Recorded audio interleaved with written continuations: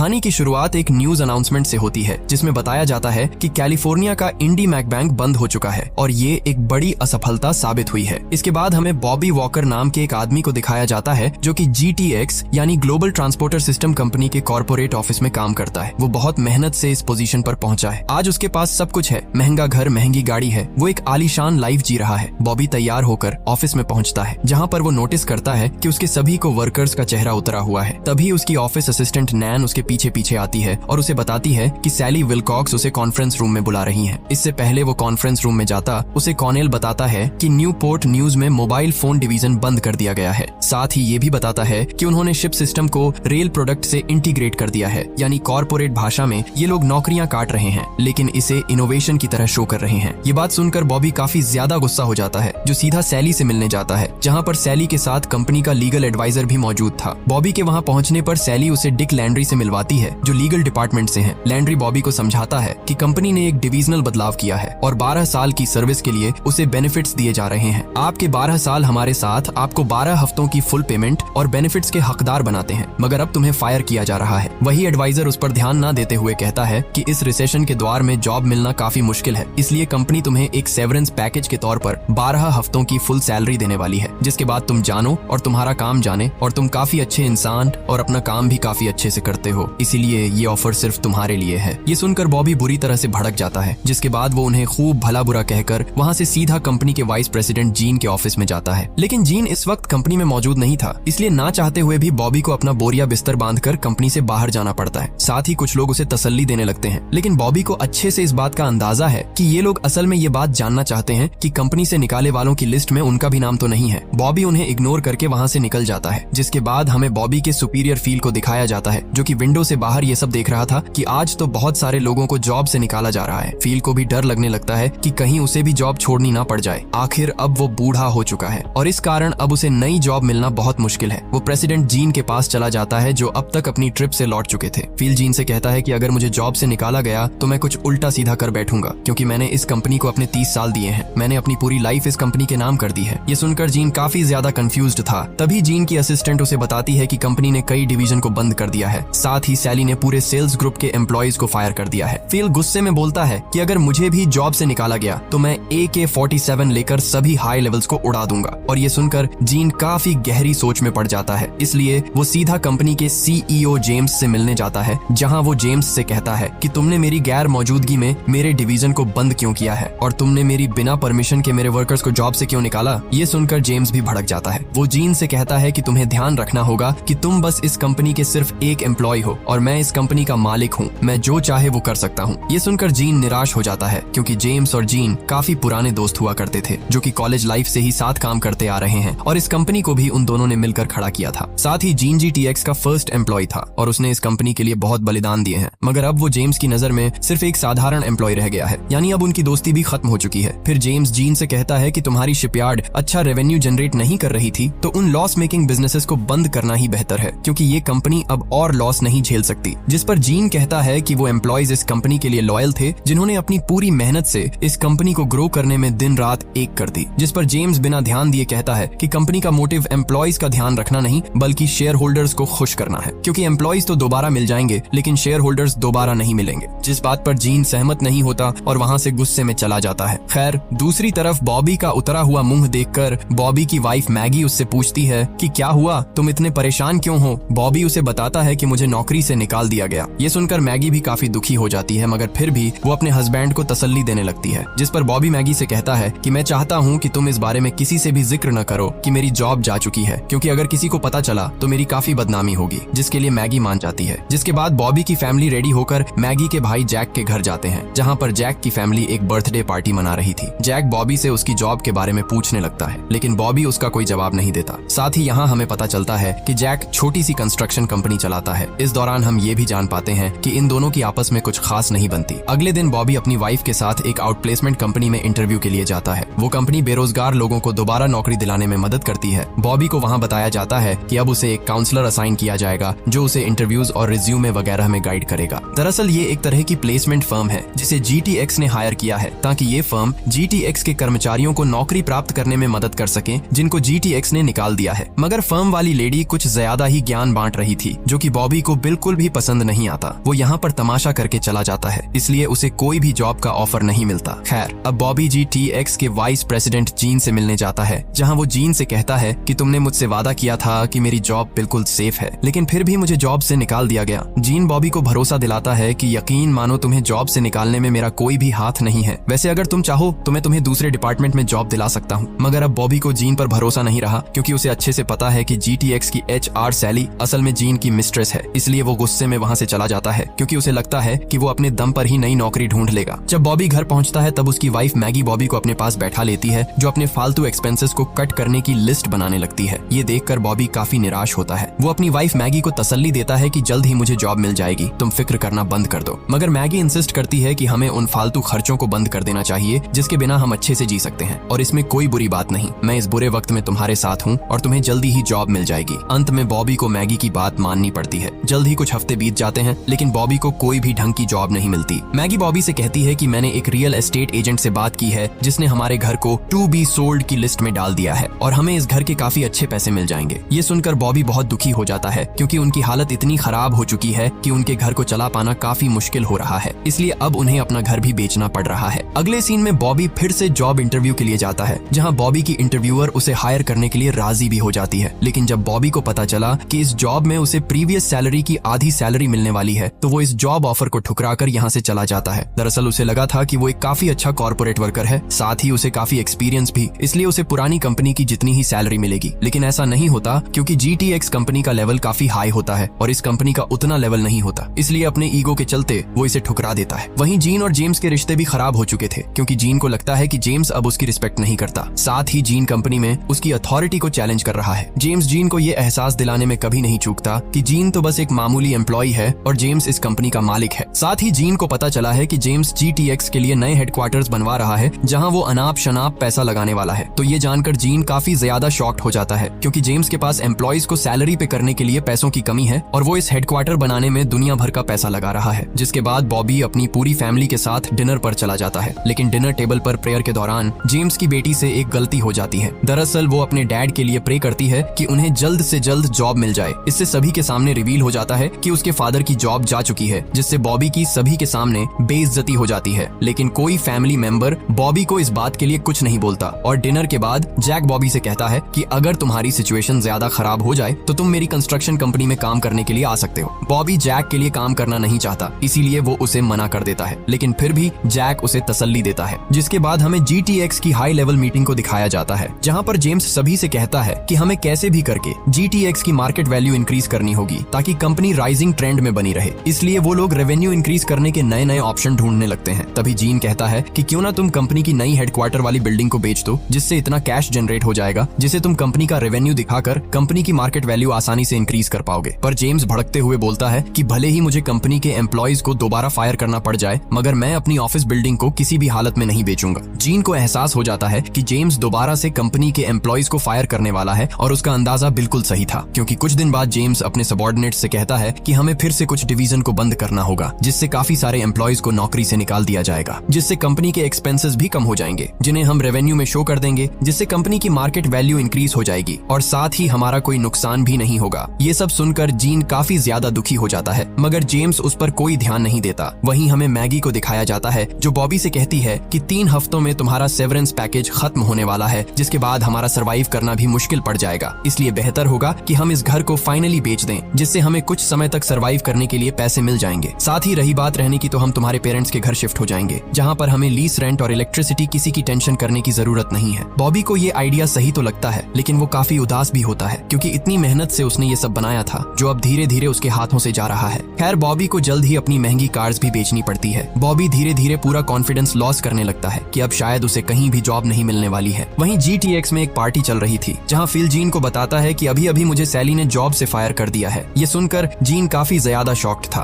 वो सीधा सैली के पास जाता है, जहाँ वो सैली से फील को रिहायर करने की डिमांड करता है। लेकिन सैली जीन से कहती है कि फील के साथ साथ तुम्हें भी जॉब से निकाला जा रहा है और अब तुम GTX के वाइस प्रेसिडेंट नहीं हो, क्योंकि ये ऑर्डर्स डायरेक्टली जेम्स ने दिए हैं। ये सुनकर जीन पूरी तरह से टूट जाता है कि उसके दोस्त ने कितनी आसानी से उसे कंपनी से निकाल दिया, और वो खराब मूड से अपने घर लौट जाता है, जहाँ वो कुछ सोचकर अपनी जॉब को छोड़ने का डिसीजन ले लेता है, क्योंकि उसे अच्छे से अंदाजा है कि जैसे ही उसकी वाइफ को ये पता चलेगा कि उसकी जॉब जा चुकी है, उसकी वाइफ अपने आप ही जीन से डाइवोर्स ले लेगी। जीन ये सोचकर सैली के घर चला जाता है। सैली खुशी से जीन को घर में रख लेती है। यहाँ हमें पता चलता है कि सैली असल में जीन से बहुत ज्यादा प्यार करती है और वो चाहकर भी जीन की जॉब नहीं बचा पाई, क्योंकि जेम्स पूरी कंपनी पर अपना कंट्रोल पाने के लिए जीन को बाहर निकलवाना चाहता था। और साथ ही जिन एम्प्लॉयज को फायर किया जा रहा है उन्हें सैली नहीं बल्कि लीगल एडवाइजर फायर कर रहा है। सैली बेचारी इस समय पिस कर जी रही है, क्योंकि जिन एम्प्लॉयज को जॉब से निकाला जा रहा है उनकी नजर में सैली बुरी बन चुकी है, क्योंकि एम्प्लॉयज को लग रहा है कि सैली अपनी पोजीशन का फायदा उठा रही है। खैर, जीन सैली को तसल्ली देने लगता है कि जल्द ही सब कुछ ठीक हो जाएगा। वहीं दूसरी तरफ बॉबी की फैमिली की सिचुएशन बद से बदतर होती जा रही थी, जहां वो अपने बच्चों की जरूरतें भी पूरी नहीं कर पा रहा था। बॉबी लास्ट में हार मानकर जैक के पास जाता है ताकि उसे जॉब मिल सके।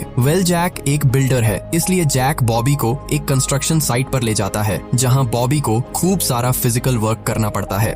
गाइज, आप सोच ही सकते हो कि कैसे बॉबी आसमान से जमीन पर आ चुका है। पहले तो उसकी 6 फिगर सैलरी थी और अब उसे 2 वक्त की रोटी के लिए फिजिकल वर्क करना पड़ रहा है। साथ ही यहाँ बॉबी को बार बार जैक के ताने सुनने पड़ते थे, क्योंकि जैसा कि हमें पता है कि इन दोनों की पहले से ही आपस में नहीं बनती थी, पर वो कुछ पैसे कमाने के लिए ये सब कुछ झेलता रहता है। जल्द ही बॉबी फुल टाइम लेबरर बन जाता है, जिससे खूब सारा हैवी वर्क करवाया जाता था। वहीं फील की हालत बहुत ज्यादा खराब हो चुकी थी, क्योंकि ओल्ड एज की वजह से उसे कहीं भी जॉब नहीं मिल रही थी। और तो और उसे अपनी बेटी की कॉलेज फीस भी भरनी थी, मगर फीस भरने के लिए उसके पास पैसे नहीं थे। इसीलिए दिन रात फील की टेंशन बढ़ती जा रही है। उधर बॉबी को उसकी सैलरी मिल जाती है। वो ये देखकर काफी खुश है कि जैक ने उसे $200 एक्स्ट्रा पे किए हैं। फाइनली कुछ पैसा कमाकर बॉबी काफी ज्यादा खुश है, पर फिर भी उसे अपना घर खाली करना पड़ता है। बॉबी अपने बच्चों को भरोसा दिलाता है कि जल्दी हमारी हालत फिर से ठीक हो जाएगी और हम इससे भी बड़े घर में रहेंगे। और सरप्राइजिंगली अगले डे बॉबी का प्रमोशन हो जाता है, जो अब लेबरर से प्रमोट होकर मिस्त्री बन चुका है। बॉबी अपनी जगह पर न्यू लेबरर रख लेता है, जो कि GTX में पहले इंजीनियर था। इन बड़े लोगों के भी बुरे दिन आ गए, जो इन्हें लेबरर का काम करना पड़ रहा है। वहीं जीन फील से मिलने चला जाता है, जहां उसे पता चला है कि फील पूरे दिन घर से बाहर रहता है, ताकि उसके नेबर्स को ये पता न चल जाए कि फील की जॉब जा चुकी है। साथ ही फील कुछ ज्यादा ही ड्रिंक करने लगा है, क्योंकि उसे नहीं लगता कि अब वो सरवाइव कर पाएगा। जीन उसे तसल्ली देने लगता है, मगर इस सब का कोई भी फायदा नहीं होता, क्योंकि फील की हिम्मत टूट चुकी है, जो एक रात सुसाइड कर लेता है। जल्द ही फील का फ्यूनरल होता है, जहां पर GTX के काफी सारे एम्प्लॉयज आए हुए थे। साथ ही जीन और बॉबी भी यहाँ पर मौजूद थे। जीन बॉबी से कहता है कि मैं तुम्हें एक जगह ले जाना चाहता हूँ। फिर वो बॉबी को एक अबैंडन शिपयार्ड ले जाता है, जहाँ सालों पहले GTX की शुरुआत हुई थी। साथ ही जीन क्लियर करता है कि इसी जगह पर मैंने फील को हायर किया था, जिसने 30 साल मेरे लिए ईमानदारी से काम किया है, लेकिन मेरी कमजोरी की वजह से आज फील को सुसाइड करनी पड़ गई। यकीन मानो, बॉबी यहाँ पर 6000 से भी ज्यादा वर्कर काम किया करते थे, जहाँ हम सब मिलकर शिप को बिल्ड किया करते थे। वो भी क्या दिन थे। मगर अब सब कुछ बदल चुका है, क्योंकि जेम्स की नजर में वर्कर्स कोई भी इंपॉर्टेंस नहीं रखते। वो तो बस शेयर होल्डर को खुश करना चाहता है, लेकिन मैं अब इतने सारे वर्कर्स को बर्बाद होने नहीं दूंगा। अगले दिन बॉबी अपनी जॉब पर चला जाता है, जहां वो जैक को बताता है कि मुझे न्यू जॉब मिल रही है, जहां मुझे $80,000 सैलरी मिलने वाली है। पर मैं उस जॉब के लिए मना करने वाला हूं, क्योंकि अब मुझे यहाँ काम करना अच्छा लगता है और मेरी जिंदगी में थोड़ा सुकून भी है। जैक वैसे तो बॉबी को ज्यादा पसंद नहीं करता, लेकिन इतने समय से साथ काम करने के कारण वो उसे समझाता है कि बेहतर होगा कि तुम न्यू जॉब को ज्वाइन कर लो, ताकि तुम अपनी फैमिली को बेटर फ्यूचर दे सको। बॉबी जैक की बात मान जाता है। दूसरी तरफ जीन से सैली मिलने आती है, जो जीन को बताती है कि मैं अब GTX में काम करना नहीं चाहती, इसलिए मैं GTX को छोड़कर तुम्हारी कंपनी को ज्वाइन करना चाहती हूँ। यहाँ हमें पता चलता है कि जीन पहले से ही एक अमीर आदमी है। उसके पास काफी पैसा है, जो अपनी सारी जमा पूंजी लगाकर एक नया बिजनेस शुरू करने वाला है, और होता भी ऐसा ही है। अगले दिन जीन बॉबी को एक शिपयार्ड पर ले जाता है, जहाँ बॉबी नोटिस करता है कि यहाँ पर तो काफी लोग मौजूद हैं, और ये वही लोग हैं जिन्हें GTX ने जॉब से निकाल दिया था। यानी जीन ने वर्कर्स को रिक्रूट करके नया बिजनेस शुरू कर दिया है। ये देखकर बॉबी तुरंत काम पर लग जाता है, और अब बॉबी फिर से कॉर्पोरेट दुनिया में है, लेकिन इस बार एक अलग नजरिए के साथ। इसी के साथ ये कहानी यहीं पर खत्म हो